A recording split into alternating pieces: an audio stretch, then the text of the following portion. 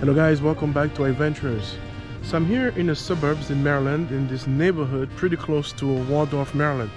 You're looking at about maybe 10-15 minutes away from Washington DC, depending on what section that you're going to. So the reason why I'm vlogging today is to talk about the challenges of single fatherhood. Single men out there who have a kid with a woman that they're no longer with.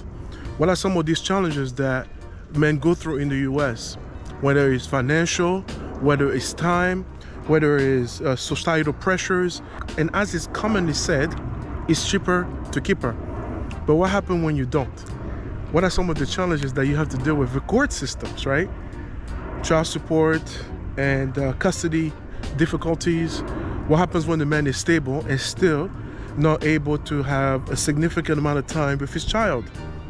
So I decided to discuss this today, and I'm going to be visiting a good friend of mine who is currently going through that situation, and we're going to talk about some of the challenges that he has gone through in the past recent years and what are some of the advice that he can give you so you don't end up in the jam. Let's go. So guys, I'm finally here with Aziz, and we're going to be discussing the issues and challenges of single fatherhood. So Z, man, thanks for welcoming your beautiful house again. No problem, man. Welcome. So, just briefly, how old is your daughter? She is 8 years old. 8 years old. Yeah. So, why aren't you with the mother? We were never together in the first place. It started out in a friendship, and we kind of, were messing around. One thing led to another, and we conceived our daughter.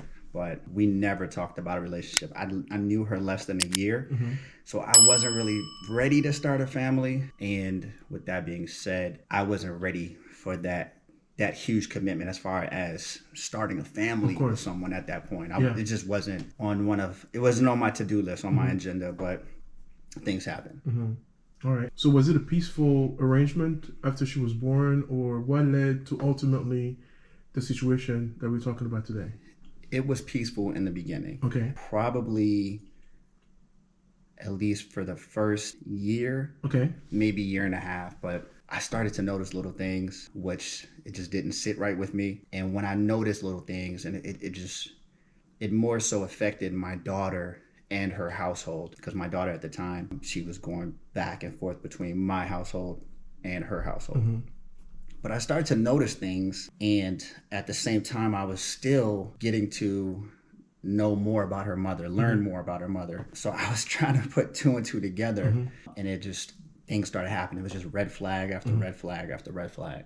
So what recourse do you have in the US? For people who don't know, if you're not with the mom and you're not able to agree, what are the other options that you have? The only other option that you have, if I don't agree,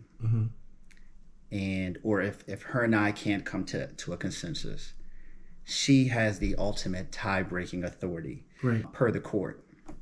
So if, let's say, for example, we talk about school, she wants her to go to this school, I want her to go to that school. I say, no, I don't want her to go to that school. She says, I want her to go to this one. She said, so she can say at the end of the day, that's it, I'll make the decision, she's gonna go to this school. So ultimately, I really don't have a say-so. I have a say-so, but she has that tie-breaking authority where she can decide, what she's going to do if we cannot come up with a common consensus. I want to mention that most of the time, custody just goes to the mom. Like, it's just something that as a society, I think in most countries that's the way it works, but it's even worse in the US in the sense that regardless of your income level, regardless if the girl is working or not, generally, 9 times out of 10, she ends up with custody. So if you want to take custody from the mom, that becomes another issue. But when you're a guy in a custody battle, you are way behind before you even start. Because culturally, we think women are better at raising children than men. And why? Have you looked around the world? People suck. And women raised almost all of us. Have you tried to get custody back from the mom? Initially, I'm the one who initiated the court process. Okay. I noticed a lot of red flags regarding my daughter's mother. I wasn't raised like that. I didn't want my daughter to be raised like that in an environment where she was moving from household to household to household in just a matter of months. My upbringing was it was very stable. I had both of my parents in the household. So I wanted to make sure that my daughter had stability. And with her mother, there was a lack of stability. She was kind of all over the place. So I reached out to the courts, and I'm the one who initiated the process to try to gain custody of my daughter. And unfortunately, it was a year-long process. And at the end, the decision was that my daughter was going to remain with her mother in her mother's custody. I haven't tried since then. It's been very difficult to try to serve a summons to have her back in court. So I haven't had that opportunity yet, but hopefully in the near future I will. How about court fees? Who was responsible for paying the court fees? I was. Did she get a lawyer? No. Okay. No. So she did not have a lawyer. I initially spent $30,000 out of my pocket to fight the case. It was a lot of money in a short amount of time, and ultimately I did not get custody. So after paying the $30,000 towards my lawyer, I then had to pay $1,200 a month in child support. Wow. So $30,000, that was for the attorney. That did absolutely, I can say nothing, since nothing has changed. And I think a lot of guys need to be aware of this, because getting a lawyer in these cases many times it leads to nothing. You might as well, as a man, just walk in and represent yourself, because if you feel like you're gonna have better representation, you're wrong. You can have free legal advice through the courts. Even there are some attorneys that will talk to you for free, but if you want to fight in the US for similar cases we're discussing, think twice before you hire a lawyer, because one thing they're really good at is taking money out of your pockets. And I think that's something you will agree with. No, I agree. I look back at times, I'm like, man, I just paid $30,000 to be put on $1,200 a month child support. Right. And it's crazy. How is that possible, right? Yeah. When I had an attorney. Yeah. And the other party did not have an attorney. Yeah. How's it possible? It is what it is. Yeah. But it's tough. It's tough. So currently, is your daughter living in Maryland? So, no. To answer your question, no. Like I said, my court process was a year. Okay. Midway through, 6 months, my daughter's mom, she just up and left and relocated to San Diego, California. Okay. Without even my consent at all. I had got a phone call from one of her friends just notifying me that my daughter was now residing in California. So I was going weeks and months without even seeing my daughter. Even if I asked, like, hey, can I see her this weekend? She'll just try to make up an excuse and say, oh, she's sick. Because she knew she can't bring her to me this weekend because she's not here. But no, my daughter currently resides in California. She's been there, I think it's been at least 5 years now. How often do you get to go over there? I mean, is there a court order that gives you like ample visitation when you do go to California? Per the court order, yes, when I am in California, I am allowed to see my daughter as long as it's coordinated with her mom. But it does state in there that I can't see her. Unfortunately, is it feasible to constantly fly to California? Is it feasible to take that time off of work to fly across the entire country, get a hotel, possibly a rental car, having to pay for your food and your transportation around the city? Is it feasible? If I were a millionaire, probably so. Yes. However, it's just not feasible, especially when I'm already paying $1,200 a month, and then I have to turn around and pay, up to $1,000 just for my flight, and like I said, pay for my room and my transportation and food and anything else. So it makes it a little bit difficult to even take that trip.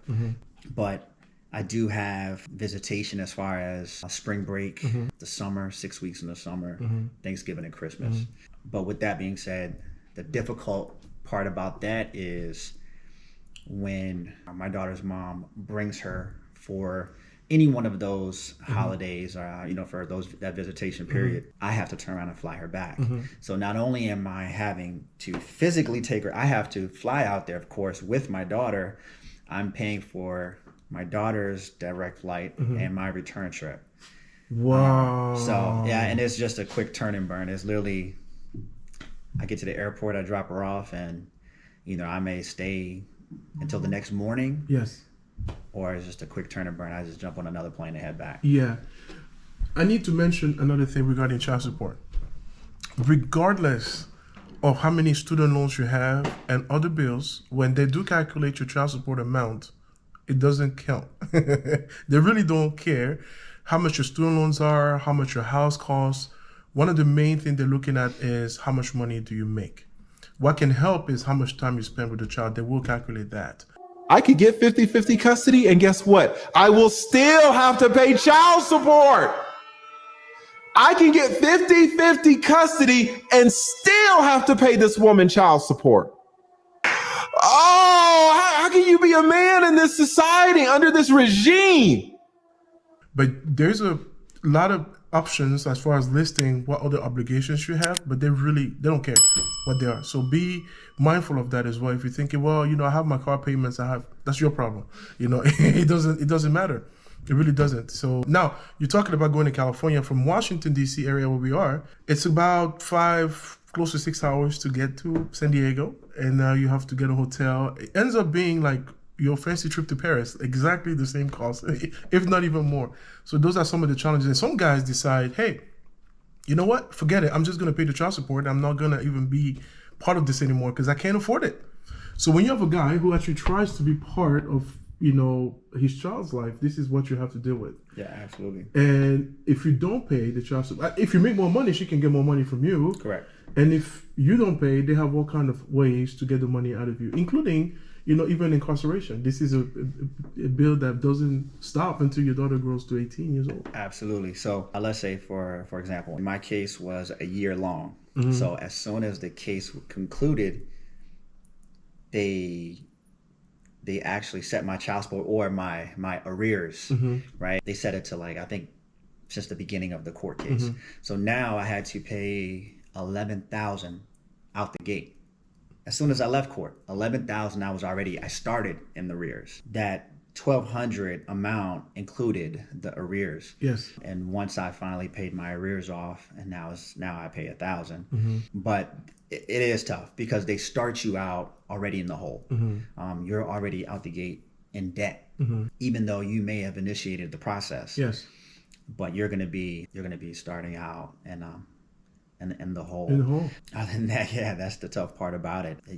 Like I said, even for my arrears, they took my taxes. One year I did my taxes, and I think they took at least $6,000 or $6,500 from my taxes to pay off the existing balance I had. Whatever my balance was, if it was $6,500, they paid it all off. Yes. My passport was suspended at one point. Wow. In I think 2019, my passport had expired, and when I attempted to renew it, this is no bueno. No bueno. yeah. Try again another time. Man, that sucks. And also, with that being said, you got some guys who their driver's license. Oh, absolutely. It's suspended. It's suspended. Now, here's the tough part about that. Your driver's license is suspended. How are you supposed to get to work? Right. And if you can't get to work, and let's say if you can't pay because you don't have any money for the Uber or Lyft or whatever, or any type of public transportation, if you can't get to work, then how are you going to get the money? That's right, to pay the child support? So it seems like your back is against the wall 100%. all the time. Man. Yeah. It's like you are the one who has to figure out everything. Otherwise, the court will try to figure it out for you. Yeah. And, as we were talking earlier, you can go to jail.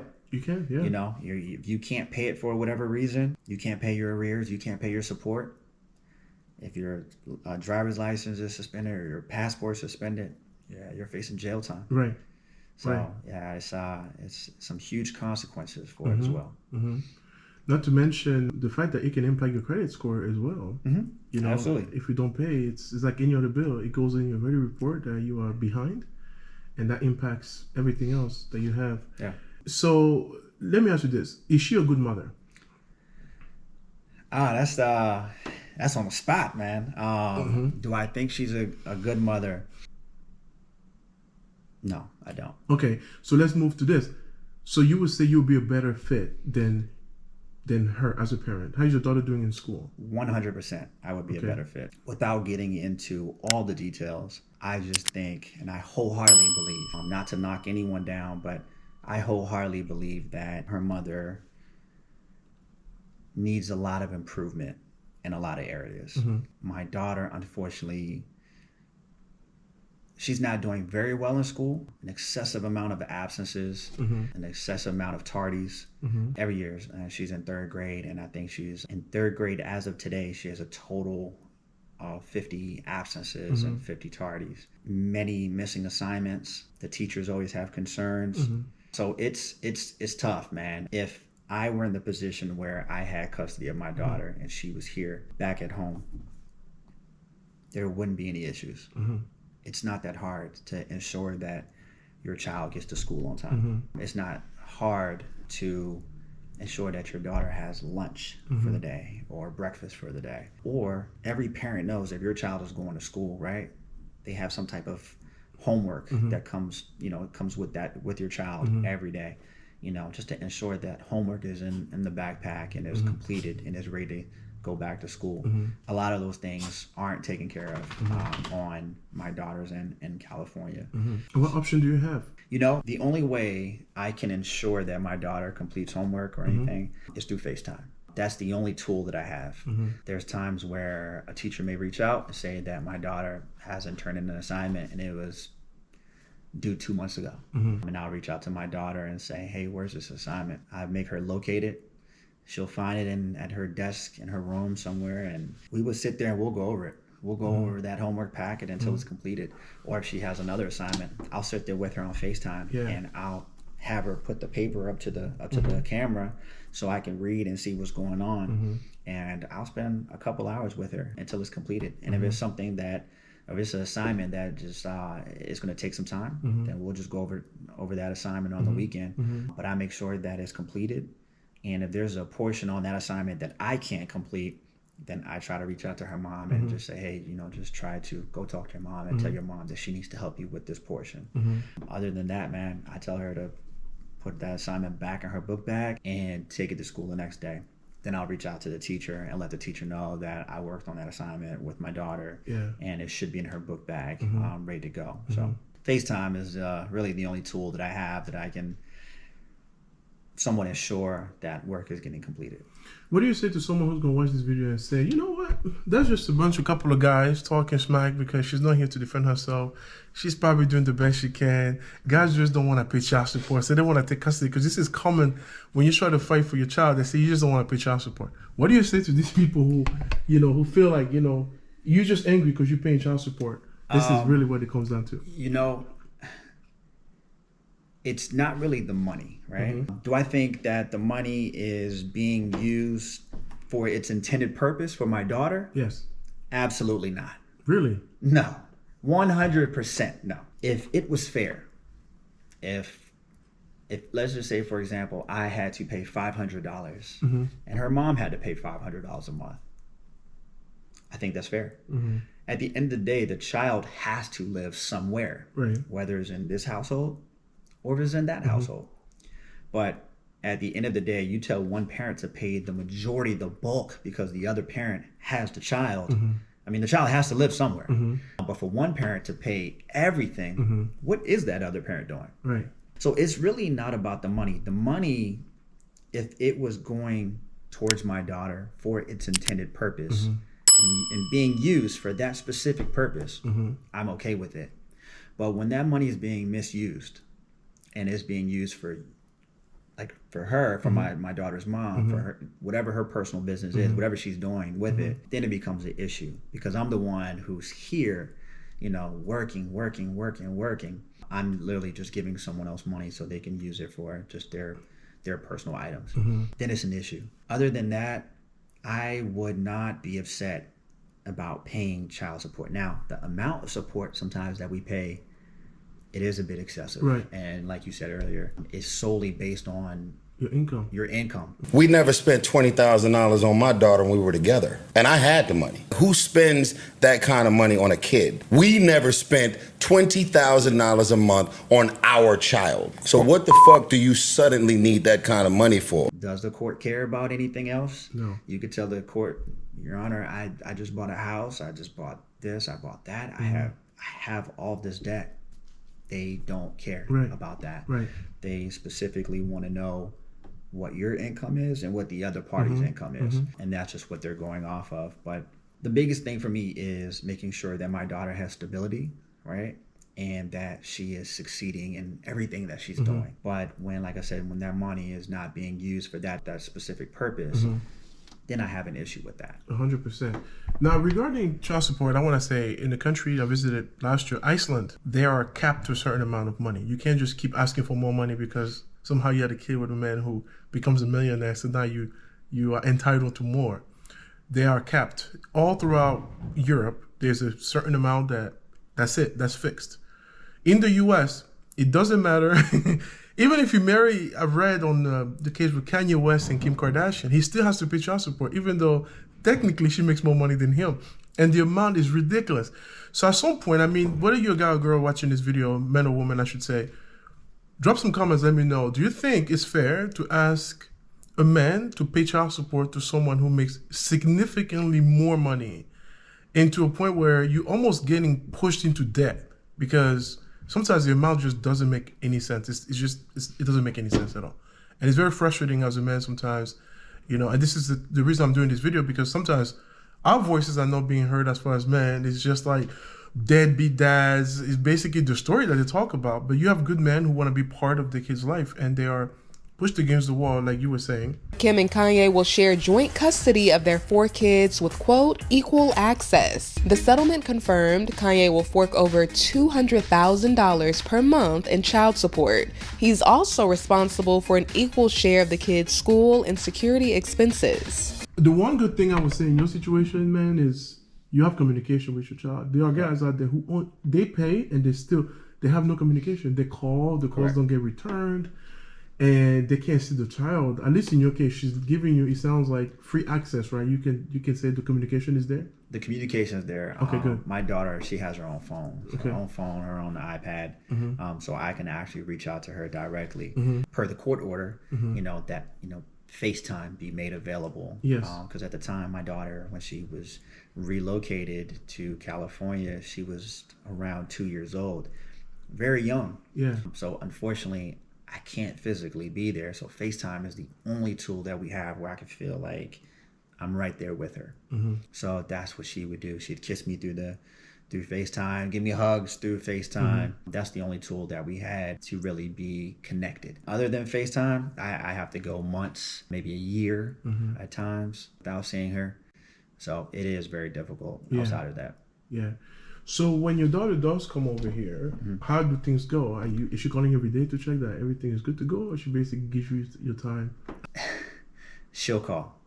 She'll say she misses her. There's times where, my daughter now, like I said, she's 8, so she's more interested in chatting with her friends and being on YouTube. Yes. So she doesn't call as often, and vice versa. When she's home for the summer here in Maryland, she may not answer her mom because she's so invested in her phone or the TV, YouTube, and she's just, or her friends that are here, where she may not, answer her mom as much. But she's getting older, so she's just kind of busy with other things.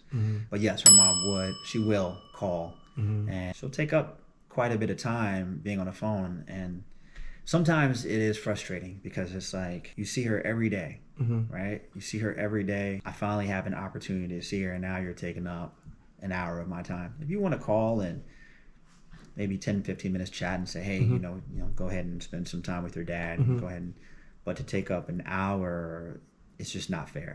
I can understand if you miss a child, I get it, but I think, to a degree, there's times it's just excessive. And I just think it's not fair because she's kind of intruding on my time with my daughter. Is she dating someone else now? I'm not quite sure. I don't follow her on social media. I really don't ask about her everyday life. So at this point, I'm not sure. Because things can be a little bit more, they can be much worse if there's another man or another woman involved. Yeah, no, absolutely. There was someone involved in the very beginning when she did relocate to California, but I do know that they're not together at this point. Okay. But yeah, things were it was a bit more difficult at that point too, when there was someone else in the picture as well. How does this situation make you feel regarding kids in the future? Is it something that You know, you think you can do this again? Do you feel like this is it? Personally, I don't even want any more kids. Man. Okay. You know, I'll say this: I've never in my life struggled. And you and I had this conversation before, but I've never in my life struggled ever. This is the hardest thing I've ever had to endure in my life. Yeah. The absolute hardest, man. My daughter is beautiful. She's amazing. You know, I love her. But could I sit here and do this again with the possibility of knowing This can happen one more time. this could happen again? I mean, I could marry someone, right? And 5 years later down the line, we could be done. Yeah. And, you know, alimony and child support, all that comes into play at this point. And dude, it's tough.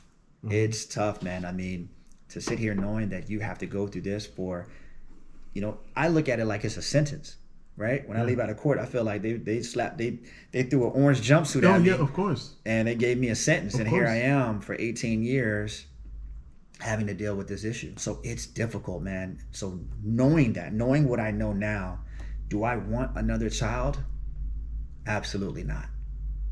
Absolutely not, man. It's just that possibility, that uncertainty, not knowing what's going to happen. If God told me himself that, hey man, everything is going to be perfect, you'll be all right. That'd be different. That'd be different. But just not knowing, it's scary. How does that impact your dating life? Because as you know, in the US, you know, women in their late 20s or early 30s, or even late 30s, early 40s, if you're dating for a while, they want to have that conversation regarding marriage and children. So, you know, as a man who decides no more, it's tough. You know, you say, I don't want any more.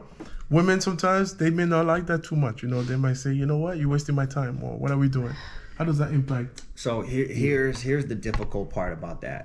Going through this situation, and let me rewind really quickly before I give you my response to your question. The child support, right? Here is the difficult part about it. You have, for example, in my situation, I had bought a house a year prior to being placed on child support. So here I am, you know, sitting at work or sitting at home and kind of game planning, right?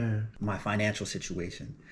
Do I have enough money to make this huge purchase? My home this is my biggest investment, right? The vehicles that I had, and just trying to make sure that I could take care of everything that I've owned, that I owned. So taking care of all these responsibilities, and then you get hit with a $1,200 bill monthly on top of everything that you have that you didn't plan for. Right. It made it very, very difficult. With that being said, now I'm in the hole, right? Yeah. $1,200. Yeah. So since I'm in the hole, I have to find another source of income, right? Because I'm already short $1,200. Now I have to figure out how to make up for it, because something isn't going to get paid, right? Whether it's an electric bill or gas or a car payment, something is you're gonna fall short somewhere unless you make a lot of money, right? So with that being said, I had to explore different avenues, right? To gain more income, right? So since I'm going in this direction to try to find money into this direction, and I've just had a lot of sleepless nights, right? Just working all the time, right? So if I'm working all the time, my dating life is going to be even hard. It's going to be tougher. Of course. If I'm working multiple jobs, or if I'm working overtime, or whatever the case is, because I have to make up for that $1,200 that I no longer have. It makes it extremely hard to date. Why? Because you're working all the time. If you actually take time out of your schedule to go have fun, or say, hey, let me take you out on a day, who's going to pay, right? More than likely it's going to be me. But I need that money, right? To make sure that my bills and everything else are taken care of, right? Because I'm already short. I'm already in the hole, however amount of money. Of course. So for almost four good years, man, I really couldn't date. If anyone wanted to see me, they'd have to come to one of my jobs and spend time with me there. That's terrible. In my leisure, if I did have some leisure time, I was tired. You know, it's not about do I want to go out and date? I may have to come home and cut the grass. I may have to clean the house. I need to take care of my responsibilities here at home. So, of course, the women at the time that I dated, it made it very difficult because I wasn't giving them the time and attention that they required. But at the end of the day, it's not that I didn't care or I wanted to neglect that individual. It's just I had other priorities, right? Got to take care of home first, and I got to take care of myself. It's like if I give everybody else time, I'm putting my time out for everyone else. But what about myself? Because I'm overexerting myself as it is already. I'm working 7 days a week. I have no days off. Just trying to keep my head above water. So yes, I'm that type of guy. I will try to go out or I will try to have fun. But how much fun can I really have when I have no free time? That's right. So that was the hardest part about dating, or just trying to get to know someone. But then you add the fact that you don't want any more kids. So I mean, how do you? Getting back to that, being in this particular situation, it really just changed my mindset. And like I said earlier, it's just if I know that this is a possibility that this can actually happen, I'll tell someone up front that I'm not looking to have any more kids. I barely get to see the one that I have, and I want to see my daughter. But look at the hoops that I have to go through just to see her. That's right. Right? Either I spend the money that I may not have to go all the way over there to spend more money to stay there, all right, and just to see my kid and then ultimately fly back. But I'll tell people up front that that's something that I'm not interested in. I'm not looking forward to having any more kids. And some women, they want more kids, or whoever that individual is, she may want more kids. She may want to get married. Right. I may not want to get married. Right. Because what's the possibility? I mean, I'm not trying to look at all the negatives, but you have to protect yourself. You got to protect yourself. Yeah. Otherwise, and I'm not trying to be a older man, right? Time waits for no man. Right. And as I'm getting older, I just don't want to be 40, 50 years old paying alimony, child support. Dude, I'm not. No, I'll pass on there's that. more to life. There's more to that. I mean, I'd rather just live, laugh, have fun, man. I want to go do what I want to do. I want to go purchase what I want to purchase. I want to live life to the best of my ability, right? I don't want to struggle my entire adult life. I'm going to have to pass on that. Of course, yeah, of absolutely. course. Anything you would have done differently to conclude this? If you could go back in time regarding the situation, the courts are not changing anytime soon. Right. This is going to be the way it is for the foreseeable future. So if you could go back in time, is there anything you would have done differently? Yes, absolutely. Just when it came to my daughter's mom, I would have been more careful, right? I would have been more careful, and as far as not trying to do the adult things, right, to actually conceive a child, but maybe I should have taken the time out to really get to know her more, and then maybe then I would have realized like the type of individual she actually was, or and then I would have started to notice little things, and maybe I would have stepped away. But things happen, of course I'm not perfect, but yes, absolutely, I would have been more careful. I would have been more careful, and I just would have tried to play it a bit more safe. Right. Yeah. And my very last question, are things getting better as far as communication with you and your ex? Are you in better terms, or as time goes by, things are the same or getting worse? Things are pretty much the same. And when I say the same, I mean there's little to no communication. Wow. She actually has me blocked since August of 2022, and this is not the first time. If there's, I don't reach out on the phone. You can't call. Correct. So I my can still God. I can reach out to my daughter, but if I want to reach out to my daughter's mom as far as coordinating visitation, I can't coordinate through her, or I might miss visitation. You can't say because no, I can't. I can text all day long and say, hey, where's my daughter at, or what's going on? No response. So even when she comes here, you're not able to. She can't really check with you and say, hey, how's everything going? No. She doesn't. So even when she comes here, she has someone else drop my daughter off. So there's no communication. Wow. And like I said, this is not the first time. There's been multiple occasions where I'm blocked. What's the reason? What's the reason for me being blocked when I'm not calling you, right? On an everyday basis. The only reason I would call her is because she has our daughter. Yeah. If I need to touch base with her if I had a concern, school could be a concern, right? There could be a few other concerns. That's the only reason why I would call. It's never to call to see how your day is going, never to call to say, hey, what do you have going on it's not my business. My only concern is my daughter. And that's the only reason why I would be reaching out to her. But unfortunately, that lack of communication, it isn't there. So it makes it extremely difficult to coordinate visitation or to even express my concerns regarding our daughter. Right. So if I have concerns and I'm hoping that things change and I want to express that to you, I can't express it. So that means that there's going to be no change. Of course. Yeah. All right, and more to talk about, but thank you for sharing this part already. And I hope that things get better somehow. Thank you, bro.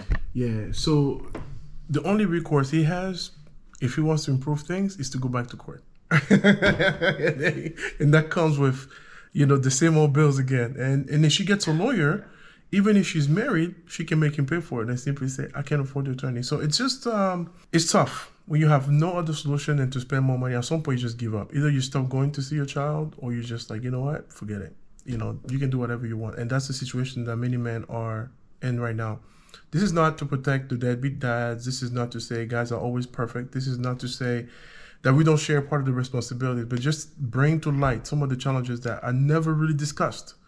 What happens when you have a good man who's trying to be part of his child's life, who has a good job, and is able to do maybe a better job than the mom? I think that, it should be considered more for guys to also have custody. Because sometimes the man can be a better fit. And I don't think that your gender should impact who gets custody or not. But that's just my 2 cents. So guys, thanks for watching. Drop some comments below. Let me know your thoughts. And wear a freaking condom. It is so much cheaper than to carry this for 18 years. That's true. Cheers. The state makes money off of this dad paying child support. The federal government reimburses the states, right, for collecting child support and dispersing it out. The feminazis out there saying, these deadbeat dads, these poor moms. No, number one, these poor moms fought against a dad trying to get equal custody. All we want to talk about is dads who they're not deadbeat, they're dead broke.